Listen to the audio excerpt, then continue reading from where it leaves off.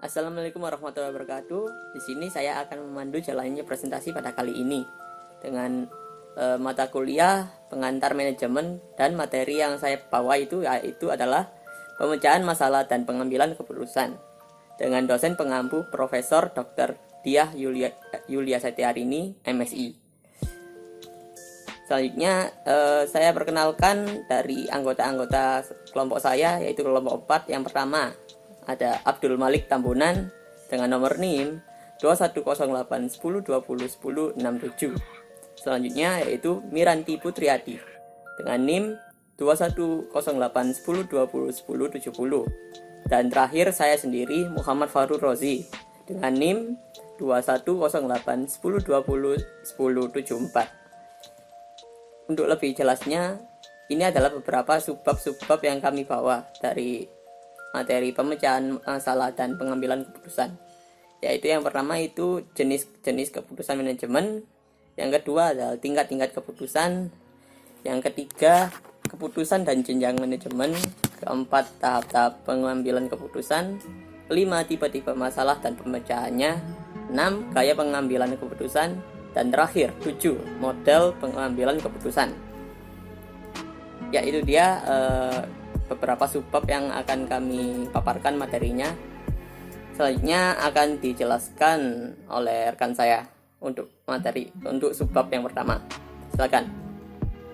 Untuk materi yang akan saya sampaikan yaitu yang pertama jenis-jenis keputusan.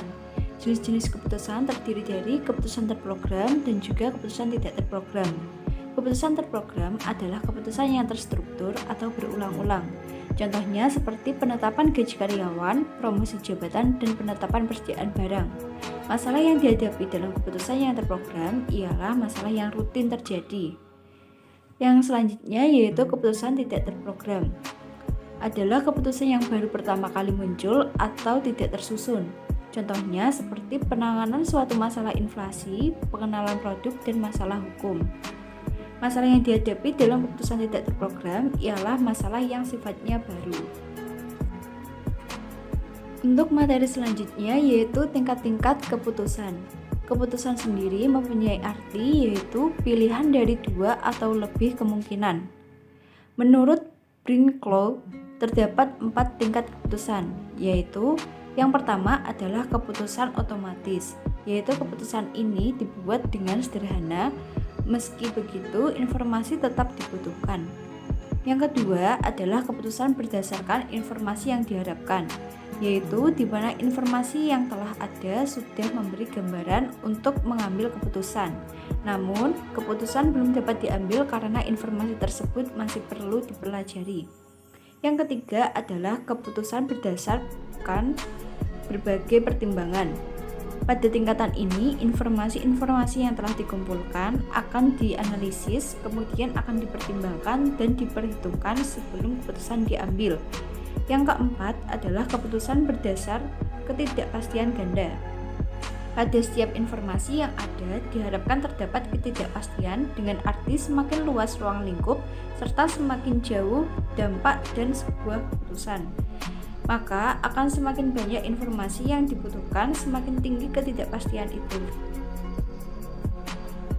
Materi selanjutnya yaitu keputusan dan jenjang manajemen. Yang pertama yaitu keputusan manajemen. Keputusan mengandung arti suatu pilihan yang dibuat dari beberapa alternatif yang ada.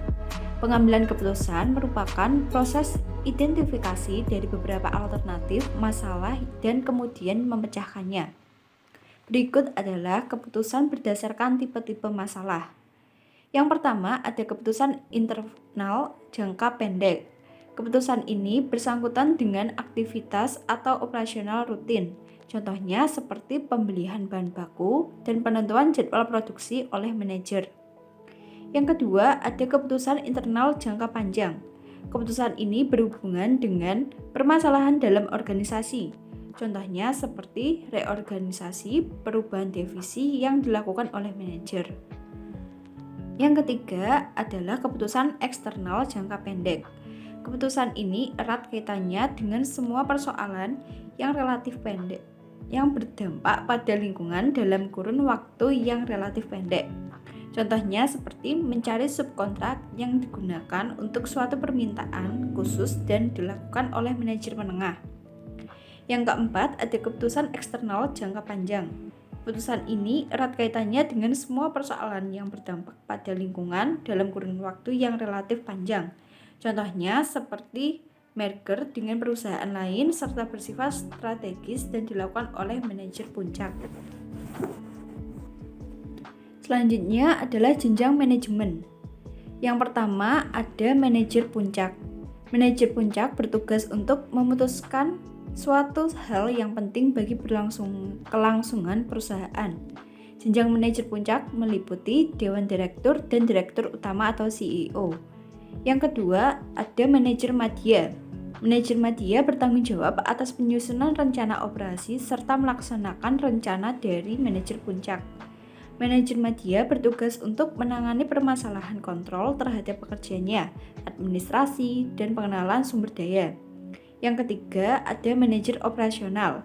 Manajer operasional bertugas mengatur pelaksanaan rencana yang telah dibuat oleh manajer madya. Manajer operasional ini bertugas untuk mengawasi kegiatan operasional yang dilakukan para karyawannya sehari-hari. Baik, di sini saya akan menjelaskan tahap-tahap pengambilan keputusan. Menurut Stephen P. Robin dan Mary Coulter, yang pertama adalah identifikasi masalah, yaitu proses pengambilan keputusan berawal dari adanya kesenjangan antara keadaan nyata dan keadaan yang diinginkan. Selanjutnya adalah identifikasi kriteria keputusan. Setelah mengidentifikasi masalah, langkah selanjutnya adalah mengidentifikasi kriteria keputusan yang penting atau relevan. Yang ketiga adalah alokasi bobot pada kriteria. Kriteria yang diidentifikasi pada langkah kedua tidak semuanya sama penting. Oleh karenanya, para pengambil keputusan perlu memberi bobot pada kriteria dan menentukan prioritas yang tepat sebelum mengambil keputusan. Yang keempat adalah menyusun alternatif. Langkah keempat adalah menuntut para pengambil keputusan agar membuat daftar alternatif yang dapat menyelesaikan masalah itu. Yang kelima adalah menganalisis alternatif. Setelah alternatif teridentifikasi, pengambil keputusan harus menganalisis masing-masing alternatif secara kritis, yaitu dengan mengevaluasi kekuatan dan kelemahan pada masing-masing alternatif. Yang keenam adalah memilih sebuah alternatif. Langkah keenam adalah memilih alternatif yang terbaik dari sekian alternatif yang dipertimbangkan sebelumnya. Yang ketujuh adalah penerapan alternatif. Langkah ketujuh adalah menerapkan alternatif yang sudah dipilih. Penerapannya mencakup penyampaian keputusan tersebut kepada orang-orang dan mendapatkan komitmen dari mereka atas alternatif yang telah dipilih. Yang ke-8 adalah evaluasi efektivitas kepuasan. Langkah terakhir adalah mengevaluasi hasil keputusan tersebut untuk melihat apakah masalahnya sudah teratasi atau belum. Selanjutnya adalah tipe-tipe masalah dan pemecahannya. Terdapat beberapa tipe masalah, yaitu masalah sederhana dan masalah rumit. Yang pertama adalah masalah sederhana atau simple problem, yaitu masalah yang berskala kecil, berdiri sendiri atau tidak bersangkutan dengan masalah lain, dan pemecahannya tidak memerlukan pemikiran yang mendalam. Yang kedua adalah masalah rumit atau kompleks problem, yaitu masalah yang berskala besar, bersangkutan dengan masalah yang lain, dan pemecahannya memerlukan pemikiran yang mendalam. Nah, masalah ini terdiri dari dua jenis, yaitu masalah terstruktur dan masalah tidak terstruktur. Yang pertama adalah masalah terstruktur, yaitu masalah jelas faktor penyebabnya dan biasanya terjadi berulang kali.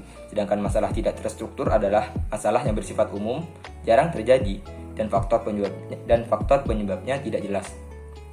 Selanjutnya, cara mengatasi masalah. Yang pertama adalah membuat daftar masalah, yang kedua adalah mengelompokkan masalah, yang ketiga adalah membuat metode penyelesaiannya, dan yang keempat adalah ambil tindakan yang konkret, dan yang terakhir adalah kenali hasil dan perbaiki metodenya. Selanjutnya akan disampaikan oleh teman saya. Baik, selanjutnya materi akan disampaikan oleh saya tentang gaya pengambilan keputusan.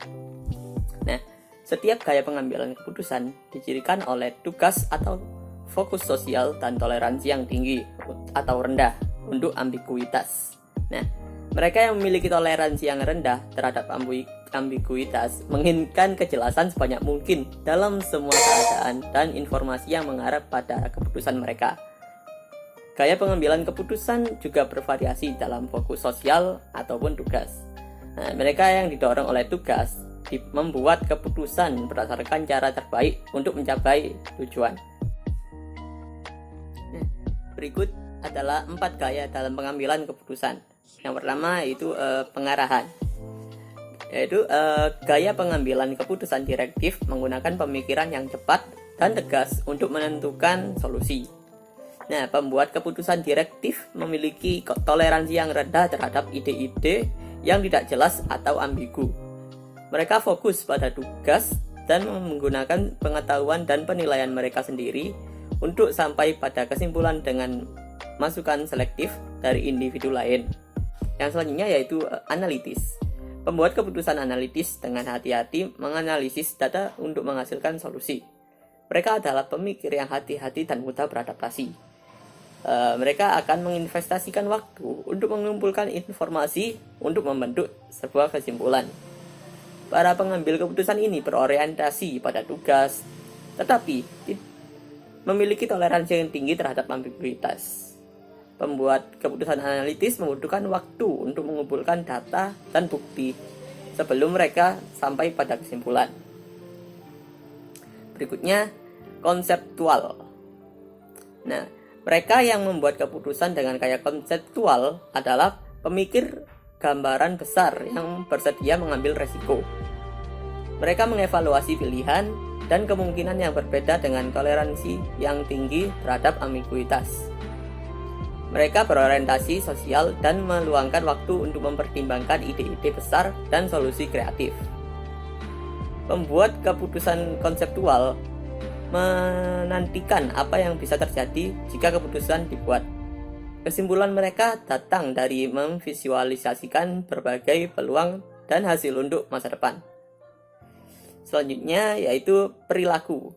Sebuah gaya perilaku pengambilan keputusan berfokus pada hubungan lebih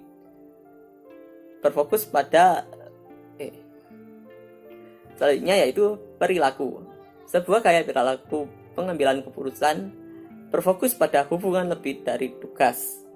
Ini mengevaluasi perasaan orang lain sebagai bagian dari proses pengambilan keputusan mereka. Perilaku pengambil keputusan memiliki toleransi yang rendah terhadap ambiguitas dan faktor sosial saat mereka mengevaluasi solusi.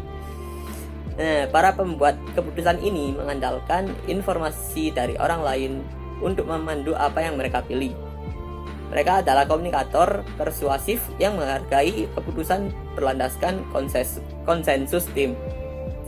Keputusan mereka seringkali didasarkan pada bagaimana pilihan itu akan mempengaruhi hubungan. Itulah berbagai gaya pengambilan keputusan. Jika Anda seorang pemilik bisnis, penting bagi Anda untuk mengetahui gaya pengambilan keputusan dari diri Anda. Karena keputusan yang Anda ambil akan berdampak pada operasi bisnis Anda, termasuk dalam pengelolaan keuangan. Selanjutnya yaitu adalah model pengambilan keputusan. Yang pertama ada model pengambilan keputusan secara rasional. Nah, model keputusan ini dilakukan melalui dengan 6 tahapan, yaitu mendefinisikan masalah. Selanjutnya, mengidentifikasi kriteria yang ada untuk menilai kemungkinan solusi. Selanjutnya, memutuskan seberapa penting kriteria tersebut. Lalu, menarik berbagai alternatif, mengevaluasi alternatif, dan memutuskan solusi yang terbaik. Selanjutnya, yaitu model pengambilan keputusan intuitif. Nah, pada dasarnya model ini memungkinkan kamu membuat keputusan secara intuitif atau naluriah. Ini berarti kamu dapat melakukan pengambilan keputusan secara instan. Model pengambilan keputusan ini memberikan hasil yang baik ketika kamu melakukannya saat berhadapan dengan masalah di bidang yang sesuai dengan keahlian atau pengalamanmu. Itu sebabnya model ini kurang efektif apabila dihadapkan pada situasi yang baru karena kamu belum memiliki cukup pengalaman. Lalu berikut yaitu model pengambilan keputusan pengenalan. Model ini menggabungkan penilaian konseptual dan evaluasi untuk menghasilkan reaksi terbaik terhadap suatu masalah. Proses pengambilan keputusan menggunakan model ini dilakukan dengan melihat isyarat dan indikator yang memungkinkan kamu mengenali pola masalah yang ada. Berdasarkan pola ini, kamu harus mengambil keputusan dengan memilih satu tindakan yang dianggap akan berhasil. Lalu selanjutnya itu model pengambilan keputusan TDODAR. Itu dalam bahasa Inggris. Nah, TDODAR merupakan singkatan dari Time, Diagnosis, Option, Decide, Act of Assign, and Review. Untuk menggunakan model ini perlu mengikuti beberapa tahapan, yaitu yang pertama, T, Time. Ketahui berapa waktu yang kamu miliki untuk mengambilan keputusan. D, Diagnosis. Cari tahu masalah dan penyebab. Option. Pikirkan opsi yang apa yang terbuka bagi kamu dengan terstruktur. Decide. Pertimbangkan masing-masing opsi dan pilih. Act of Assign. Terapkan opsi tersebut. Dan terakhir, Review. Nilai kembali semuanya untuk melihat apakah sesuai dengan rencana yang kamu harapkan. Lalu yang terakhir yaitu ada model pengambilan keputusan de Kepner-Drego.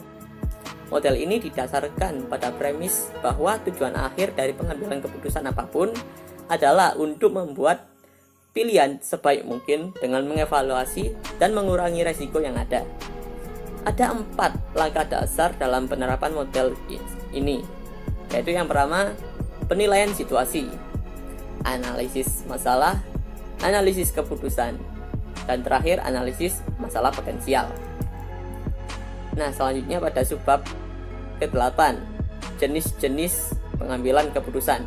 Menurut Usman, salah seorang penulis buku, yaitu menyatakan bahwa ada 3 jenis pengambilan keputusan, yaitu yang pertama, keputusan strategis, yang kedua, keputusan taktis, dan ketiga, keputusan operasional. Nah, pada keputusan strategis ialah keputusan jangka panjang. Tujuan keseluruhan dari pengambilan keputusan strategis adalah untuk memilih strategi alternatif sehingga keunggulan kompetitif jangka panjang dapat tercapai. Selanjutnya, keputusan taktis. Nah, pengambilan keputusan taktis adalah pengambilan keputusan dengan memilih dari beberapa alternatif dalam waktu yang sangat singkat. Yang terakhir, keputusan operasional. Keputusan operasional adalah keputusan yang dibuat oleh tingkat manajemen paling bawah, misalnya operator mesin di lantai produksi. Itu dia pemaparan materi tentang pemecahan masalah dan pengambilan keputusan dari kelompok 4. Sekian dari kami, saya ucapkan terima kasih kepada penonton yang sudah menonton video ini sampai dari awal sampai akhir video. Saya mewakili teman-teman saya, Pak, saya pamit undur diri. Terima kasih. Wassalamualaikum warahmatullahi wabarakatuh.